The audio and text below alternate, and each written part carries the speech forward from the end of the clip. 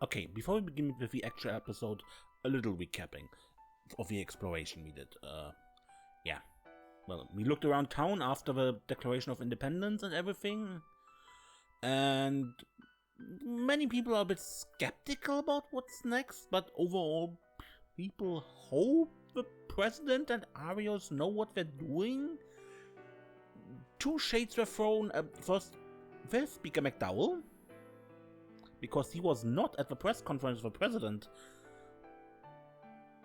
Also, Reese was called back to Arteria. Apparently the Growl Twitter are on the move now, and foreigners who have come to Crossbell for various reasons are advised to leave the country, because they are about to close the border. Also, Jonah found something, but he was too busy to check out what it is to tell us what it is. And then there are two items we have found.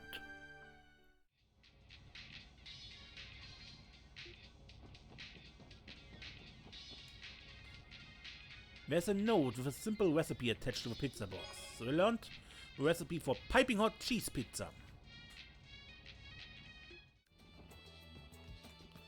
I'm scheduled to leave Crossbell today.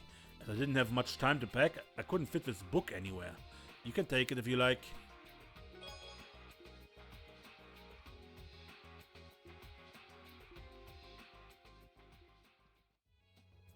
Welcome back to the Legend of Heroes Trails to Azure, where last time we explored the city on this day where the Declaration of Independence happened, and Mayor Croix is now President Croix of Crossbell.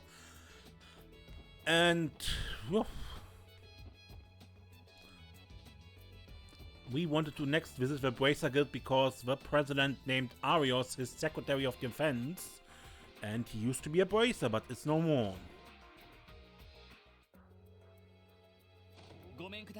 Pardon us. Sorry if you're interrupting.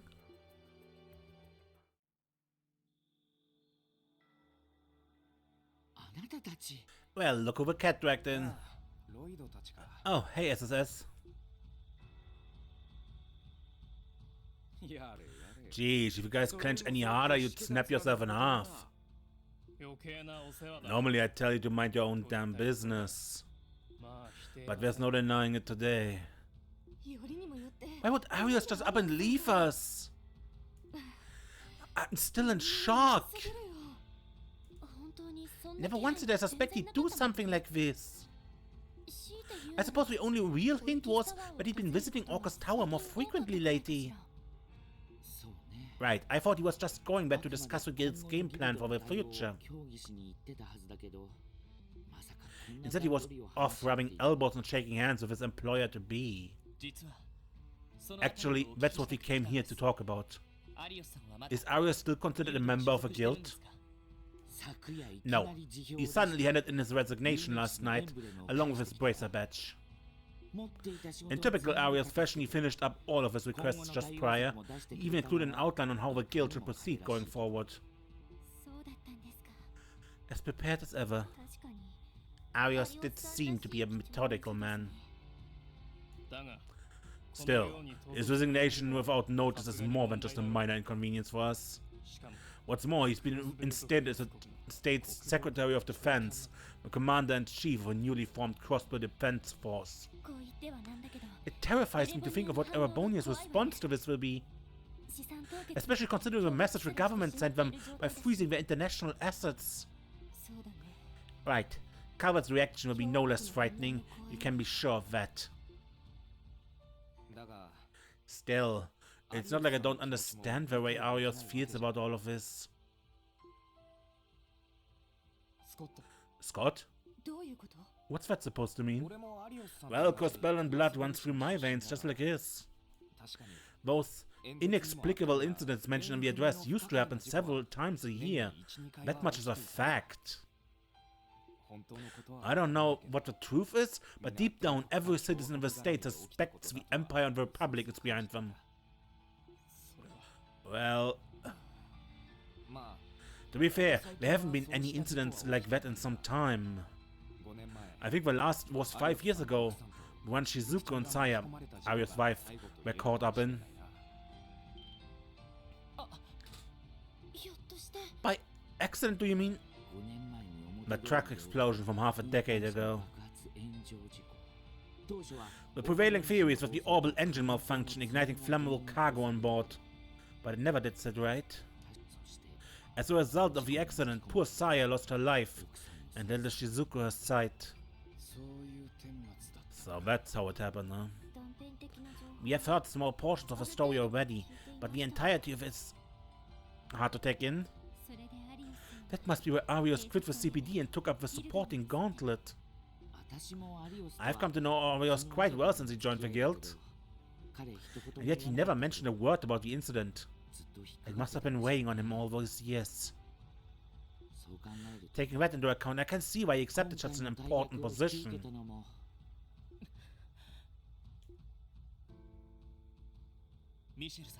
Michel?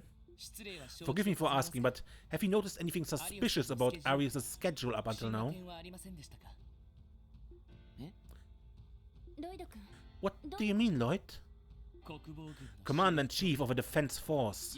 A heavy responsibility like that isn't the sort of thing you just agree to on a whim.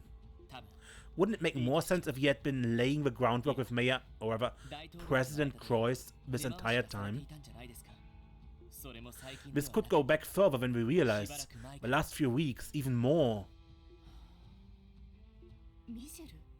Michel? That's Sai. Are you saying he's right? It's true, but there are occasional conflicts of location in his reports. I figured they were just human error considering the absurd number of requests he was handling. But now that I think about it, he isn't a type to make those kinds of mistakes so carelessly. So each of these times he was actually meeting with President Croix? That's a pretty safe assumption at this point. Honestly, Lloyd, your detective skills are so on the nose it's almost scary. Thanks, though I'm sorry if I'm putting Arios in a bad light here. But while I'm at it, I may as well ask you another point-blank question.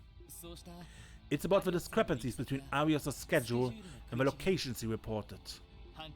Do you remember any instances of them from more than half a year ago? Why that far back specifically? Wouldn't it be even earlier when Mr. Croix became mayor?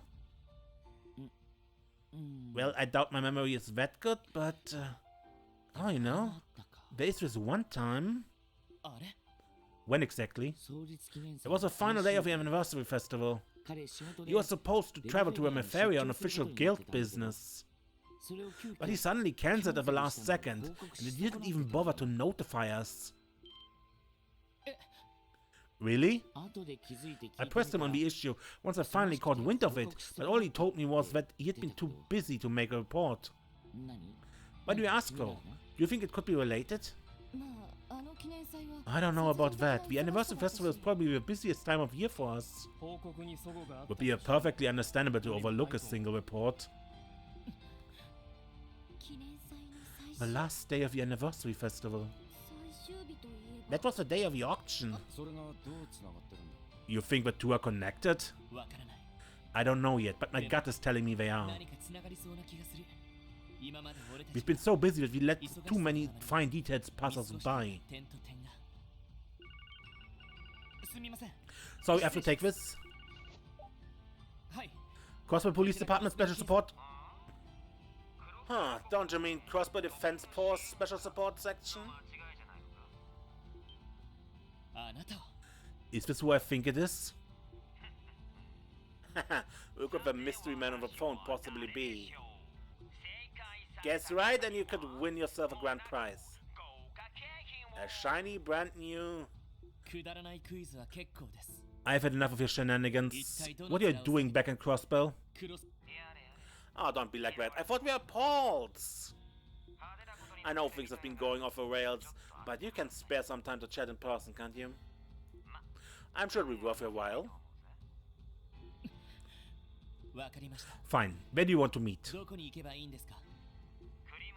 How about Crimson & Co., aka the former Revage compound? Let's rendezvous at the Don's old office. The basement then. Got it. See you there, buddy. Was that Zhao? Has he come out of hiding? He did contact us last time after Wendy went missing. Wait, seriously? It wasn't him. It was Captain Arundel of the Imperial Army.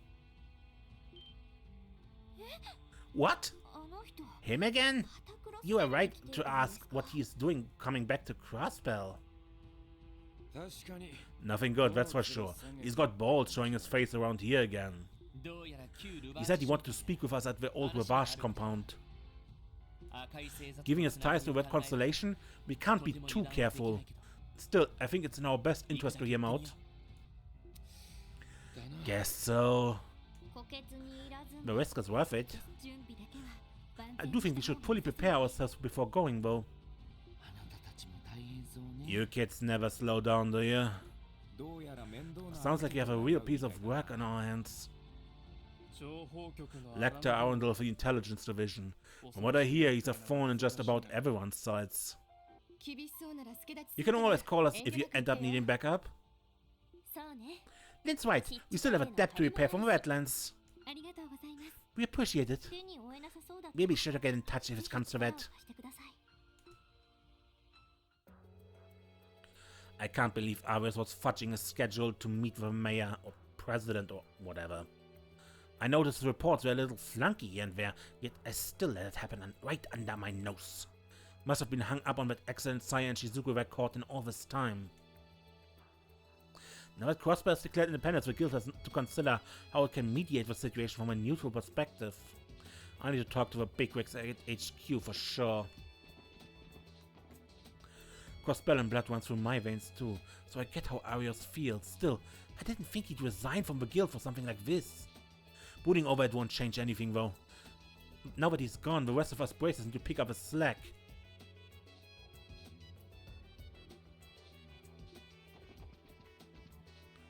I wonder how Memifaria is going to respond to Crossbell's declaration of independence.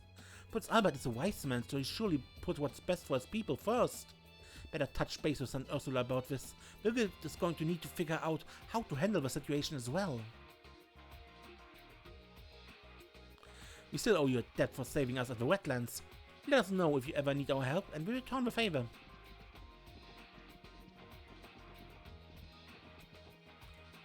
I won't mince words. The Empire isn't going to hold its tongue after an address like that.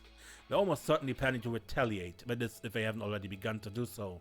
Arundel's call to the SSS pertains to that somehow, more likely than not. Yeah, Calvert's probably taking the same steps over on their end too. And who knows where the church stands in all this. We need to make sure we're ready for anything. I heard plenty about Lecter Arundel of the Intelligence Division back when I was working in Arabonia. If you already know the man, then you probably don't need me to tell you not to relax your guard around him. Hey, SSS, we still have a debt to repay, so if things get too dicey, just give us a call. Be good to do what it can to help.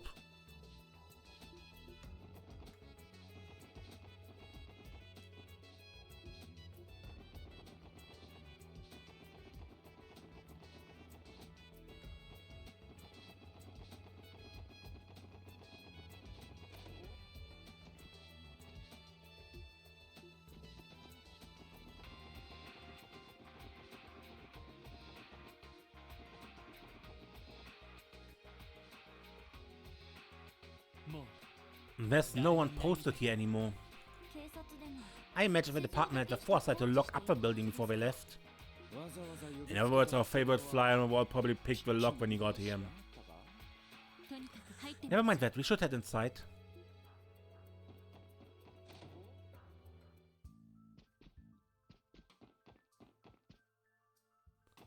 Yeah, the other paths are locked.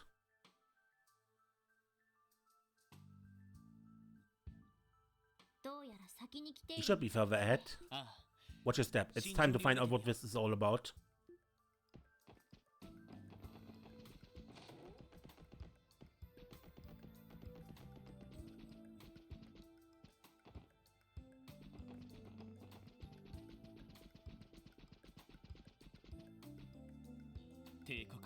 Behind this door is Lecter Arundel, captain of the Imperial Army's Intelligence Division.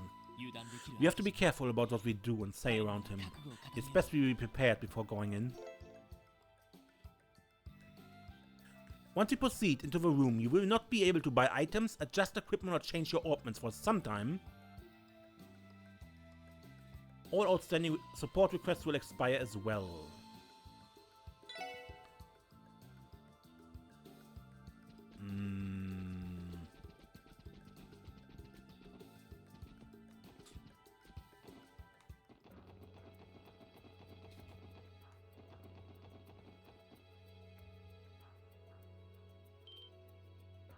Look over there.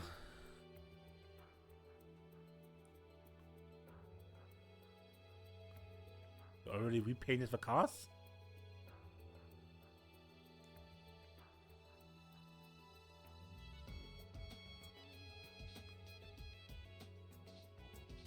They stationed guys from the city F in front of a tower, huh? And not just a few of them. This is where Uncle Dieter made his declaration of independence. This increase in security is no surprise. Is that you, Wendy? Yo, Carter. Didn't even recognize you there, all decked out in white. So that transfer here from Belgrade? Yeah, they had to move some of us from the border gates to guard the president's address. Logan's patrolling somewhere around here too. Cool, cool. He's one of Redney's colleagues, right? Yes, I believe they're friends during this time with the CGF. Things have been pretty hectic since all this went down. The guardsmen were all pretty surprised when we were told to put on these new uniforms. I know what you mean, we had no idea this was coming down the pipes either. They're looking pretty sleek though, almost like this all has been in works for a while. Yeah, I'm sure the president has been looking forward to this day. The Defense Force is hoping to get some equipment upgrades too, so we've got to buckle down and prove we deserve it. Ah, right. The Defense Force soldiers seem to be in favor of this turn of events.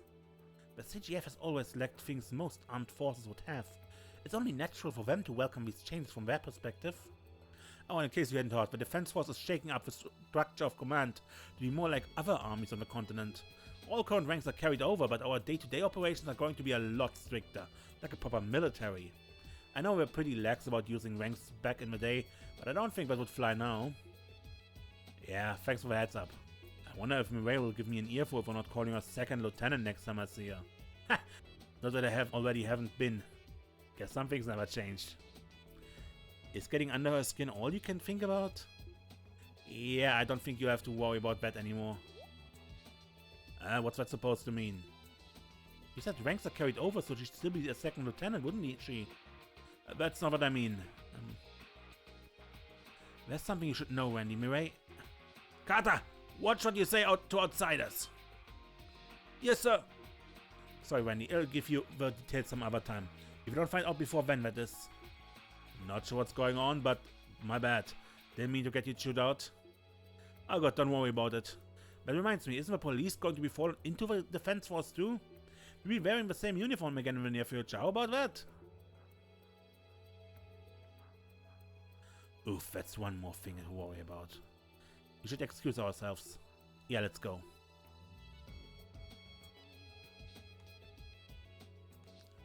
Something about Mireille?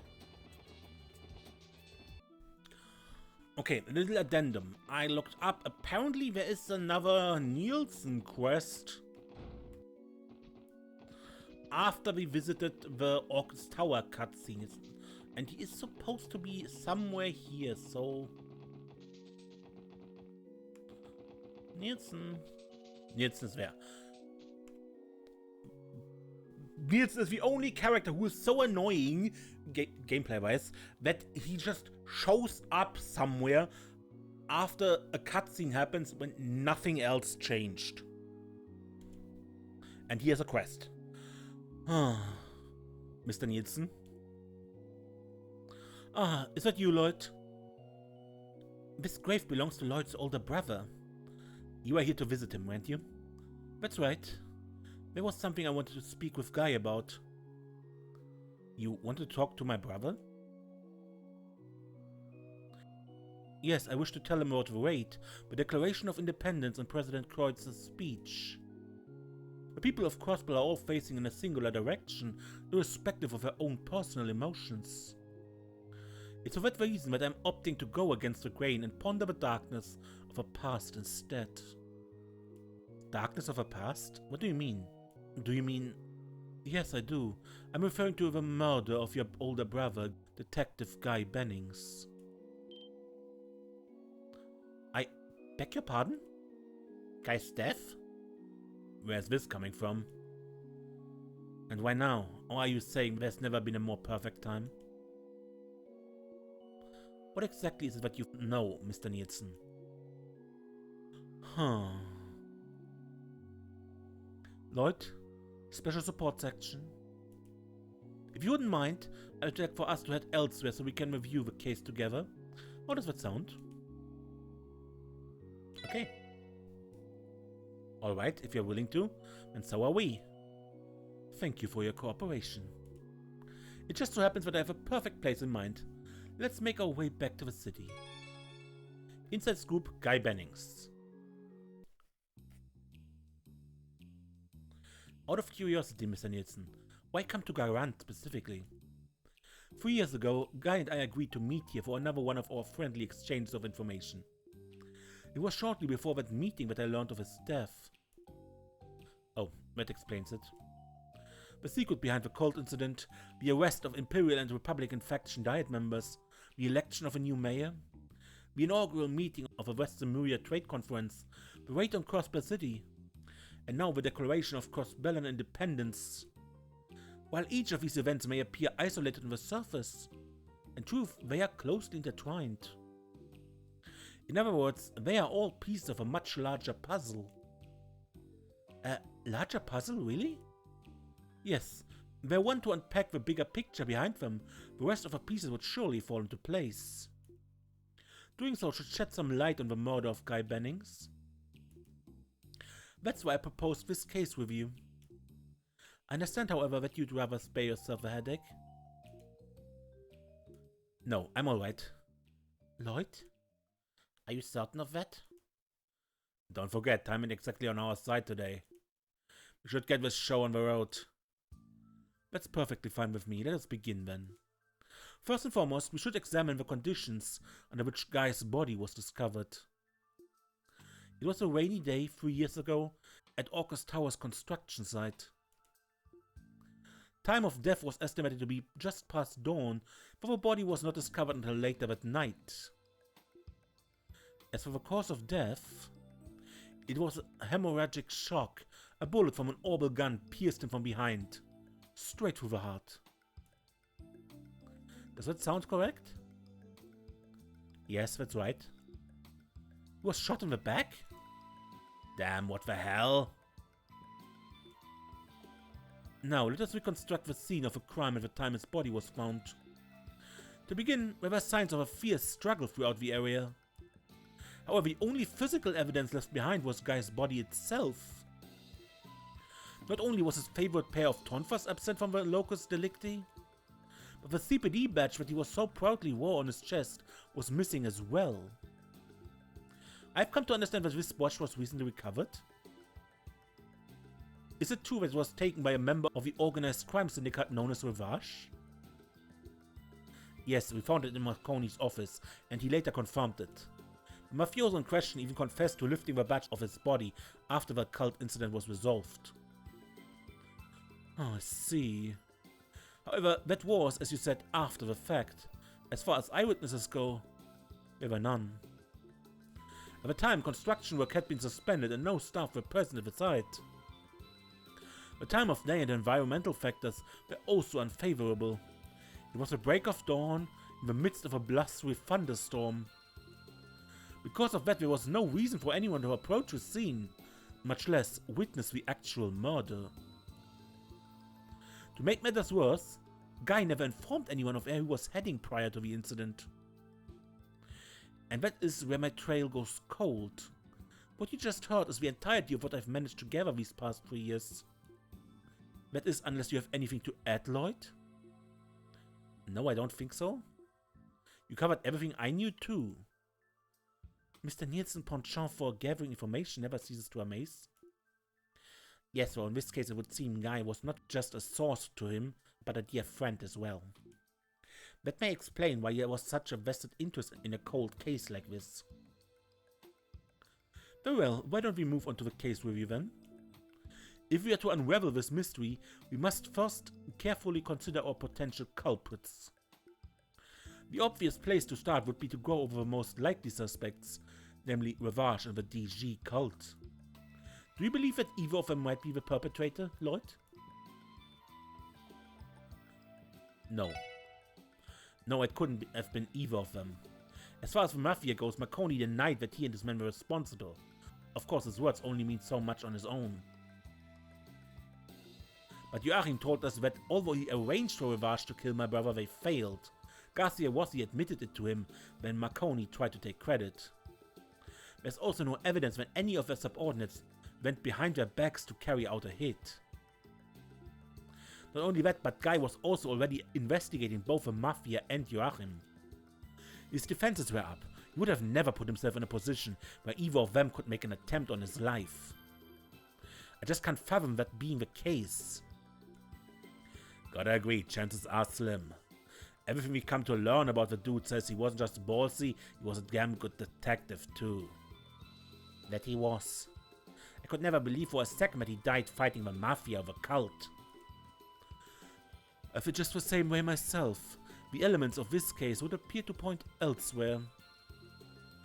The fear we may have held water prior to the cult incident, but at this point, we can safely rule out both Ravage and the cult. So, let's move down the list. Could he have been assassinated on behalf of one of the two major powers? By a Diet member from the Imperial and Republican faction, say? Or one of the government's officials they align with? Or perhaps a foreign intelligence officer? Do you think it possible that Geiger's killer might fit into any of those categories? Not very likely? No, I think that's pretty unlikely. It's true there have always been corrupt officials within Crossbell with ties to the two major powers, and it's also true that my brother was quick to push against the injustices they committed. Plus, we can now say for certain that spies from both countries were making frequent visits to Crossbell around that time. But as much as I believed in my brother, he was in no real position to touch them. They couldn't have viewed him as a serious threat. Unfortunately, you're probably right. As much as I hate to admit it, either nation could apply tremendous pressure on the CBD through the state government if they really wanted to. Especially under the old administration, when Guy was alive, it would have been far too easy. Yeah, it just doesn't fit. Why go to the effort of luring out and killing one single detective when bureaucratic red tape is effective enough as is? A high-risk, low-reward maneuver like that just wouldn't have been worth it, no matter how much of a thorn in their side he was. Let's say, and I'm just talking hypotheticals here, that Lloydsboro was in contact with one of those guys. He still wouldn't walk into an obvious trap. It's the same deal as the Mafia. I concur. Impressively deduced. I have nothing more to say on the subject. With that, let's move on to our final possibilities. Out of a sizable pool of potential suspects, you've eliminated every one of them so far. Tell me then, who else do you suppose could fit the profile of Guy's killer?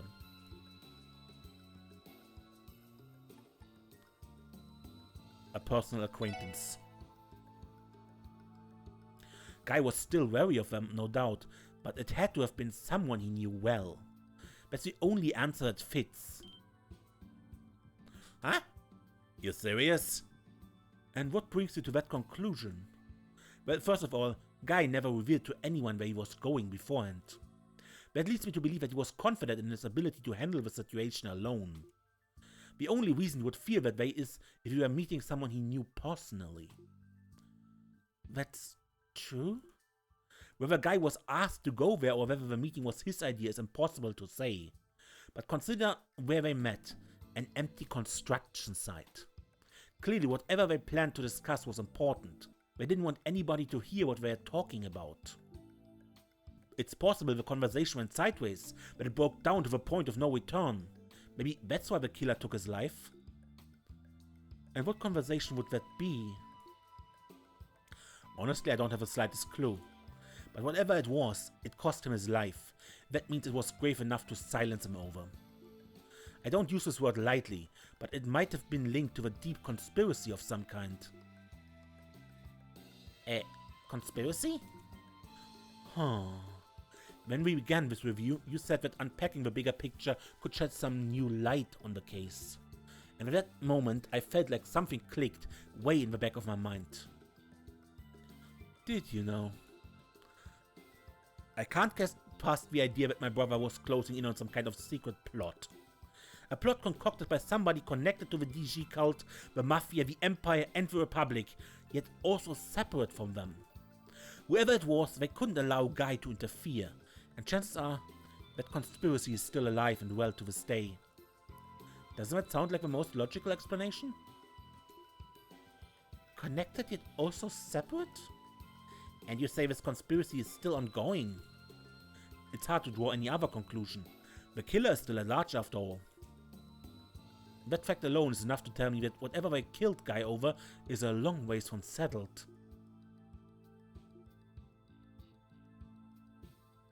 Mr. Nielsen? Sorry, was that too far-fetched?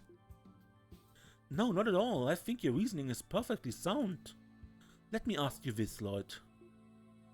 As we were reviewing this case, did any particular suspect come to mind? One who could, in theory, have called Guy out to that construction site and murdered him 3 years ago? No, unfortunately not. To his credit, Guy was popular, even if he narrowed it down to those he knew personally, but still a lot of people. There's also two other key details. His back was turned when it happened, and his tonfas were removed from the scene afterwards. I suspect that both of those facts are vital to figuring out what really happened that day. Then again, if that evidence alone was enough to identify the killer, the First Division would have solved this case 3 years ago. That's a fair assessment. Unfortunately, not every clue has been revealed, and so the culprit cannot yet be identified. However, I do think one thing has made itself very clear. The only person who can uncover those final missing pieces and solve this puzzle is you, Lloyd. Mr. Nielsen? Right, and I intend to do just that. Glad to hear it. It's strange, I suddenly feel as though I've made good on my promise to share intel with Guy here 3 years ago. I owe you all my deepest gratitude for indulging me in this review session. Not at all. If anything, we should be the ones thanking you for this. You're too kind. Now, if you excuse me, I greatly anticipate hearing about your future exploits, SSS.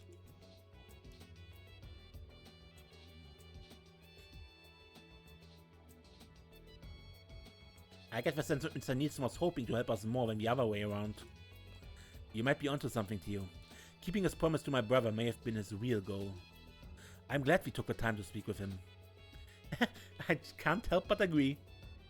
You said it. Now come on, let's get cracking. All that hashing out's got me fired up. Yeah, next up, the Don's room in the old Ravage building. It's time to see what information we can drag out of Lecter.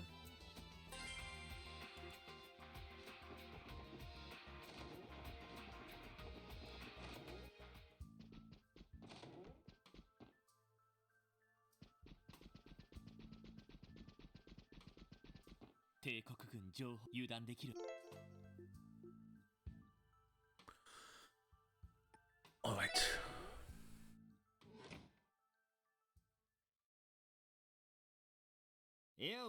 Sup guys, working hard or hardly working? Good to see you had the decency to show up without inviting the defense force. Don't take it as a sign that we won't drag you out of here in handcuffs. We know you had something to do with the Red Constellation's actions. There's no use pretending otherwise. Enough of the song and dance. How about you tell us what you're doing here in Crossbell? Or better yet, where the hell my uncle and the rest of the Red Constellation are? You would know the Imperial government is a contractor, and you have a point of contact, are you not? Alright, settle down, kiddos. One question at a time. First of all, I took the early train from the Empire here just this morning. Old Gilead's orders, if that wasn't obvious to you. The Blood and Iron Chancellor. For what purpose? Well, before I get into all that, there's a little nugget of info I think you guys would rather know first. The Imperial Army is planning to invade Crossbell this afternoon. What? We're not falling for that. Actually, I wouldn't doubt it. The way things are headed, he just might be telling the truth for once. Are they going to go straight through Belgrade Gate? Yep. There's an armored division ready to go at Gorelia Fortress. It's just one, sure, but I think you know how it'll go. They've got the Empire's latest tank with all the bells and whistles. Crossbell's armor's cars are gonna get kicked around like tin cans. We have to report this immediately to the Defense Force, I mean. No point, it's not like they don't already know. We sent an official notice to the state government about this a while ago. But good old Dieter decided to keep our asses hostage at the IBC anyway. And then he went and crowned himself Prez.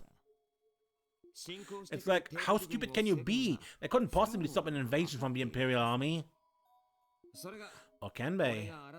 That's why I'm here in Crossbell.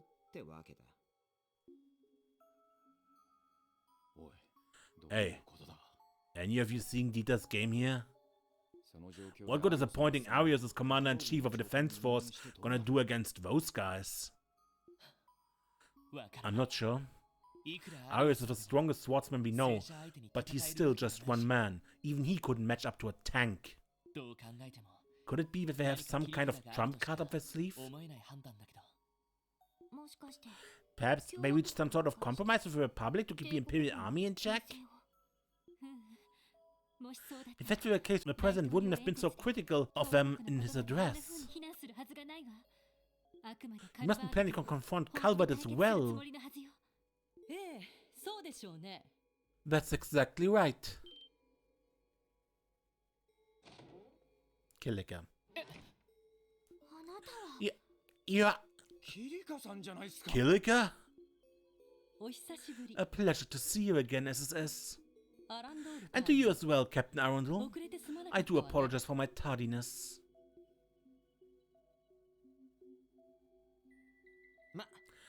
Don't sweat it. We're just getting started. So, how are things going on your guys' ends? Smoothly, more or less. As of now, an armored aviation division has been deployed to the outskirts of Altair. The Republican army is on the move too? Armored aviation division? You mean they're ready to attack from both the sky and the ground? Correct. It's a unit equipped with the latest high mobility tank models as well as military airships. They are by far the most maneuverable division within the Republican army. You've got to be kidding me. That makes us a pincer attack from both major powers. Between a rock and a hard place, to say the least. It doesn't take a political pundit to understand what brought about this situation. Even so, Dieter Croix refused to compromise, opting instead for drastic action. What he intends by it, however, is just about anyone's guess. There's one more piece to this little puzzle we've got going. So here, I go ahead and answer that second question you had. Second question? You mean about where the red constellation is? Yeah, it's a perfectly simple answer. You ready? I don't know. No one does. Not even the Imperial government has any clue. That can't be. Why spend so much time building up a response just to admit you never had one? So what, you're telling us that you had them tear down Crossbell inside out and just left them off a leash after? Actually, hold on just a second. We know the Red Constellation had a contact with the Imperial government at the time of a trade conference. They were hired to kill the terrorists who were targeting the Chancellor's life. Isn't that right? Bingo. I guess you must have heard it straight from a military monster's mouth. Then, this is just a hunch, but could it be that the Imperial government's contract with them ended the moment the terrorists were out of the picture? What? That would mean... I don't like where this is going. Not gonna lie, Light, but detective notes of yours could be very useful in my line of work. If only we're a bit rougher around the edges. Then, was I right? Yeah, nail on the head. The Imperial government hasn't had any contact with the Red Constellation since the trade conference. I thought it was pretty weird they didn't pack up and leave Crossbell as soon as our contract was over. Even I was shocked they decided to paint the town red the way they did. No way. Then why would Uncle Sigmund and the others pull something like that? Could they have signed a new contract? With a society, perhaps? I find that unlikely. During the Liberal incident, the society had a fleet of foot soldiers they referred to as enhanced Jägers.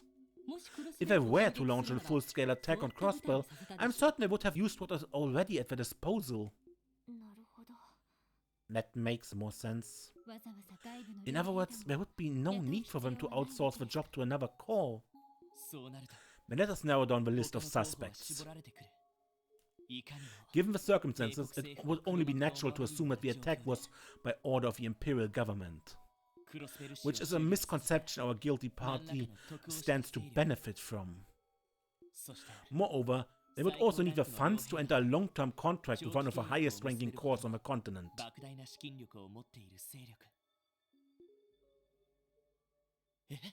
It can't be. Sounds like you got the picture. At times, the truth can be found in the very last place we wish to. Hold on a moment. Are you two of you suggesting... There's only one suspect we know who ticks all those boxes. Wait, maybe we shouldn't be jumping to conclusions? Lecter Killiker? Thanks for telling us all of this. I know this is a difficult spot given your position. We'll take it from here. We should... Hello, this is Bennings from the... Thank goodness! It finally went through! Lloyd, it's Cecile! Cecile! You sound frantic. What's going on? It's Arios! He came to the SSS building just now. Arios was there? Yes, and then he took Kia away with him. What? I tried to stop him, but Kia, she... Actually, this will be easier to explain in person. Could you come back as soon as you can? We'll be right there, Cecile. Stay put and wait for us. What's going on? You look like you just saw a ghost. Arios went to the SSS building and took Kia away with him. The hell? Why would he do such a thing? We have to get back to the SSS building right away. Killiker, Lecter, sorry, but we've got urgent business to take care of. Of course, be careful. Good luck, guys.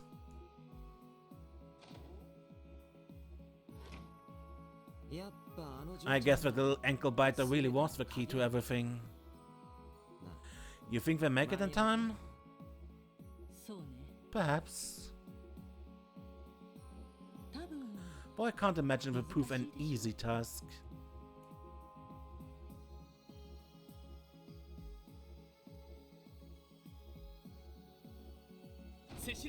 Cecile! Lloyd! Tell us what happened to Kia.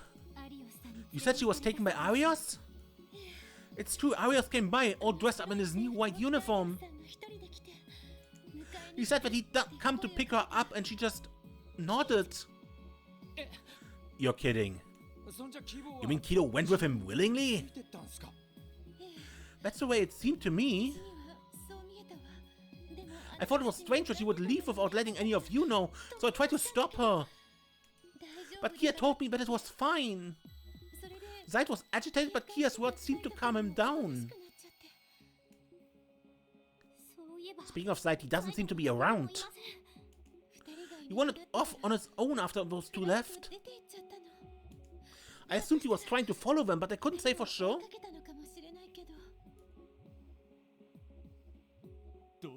What in the world is happening?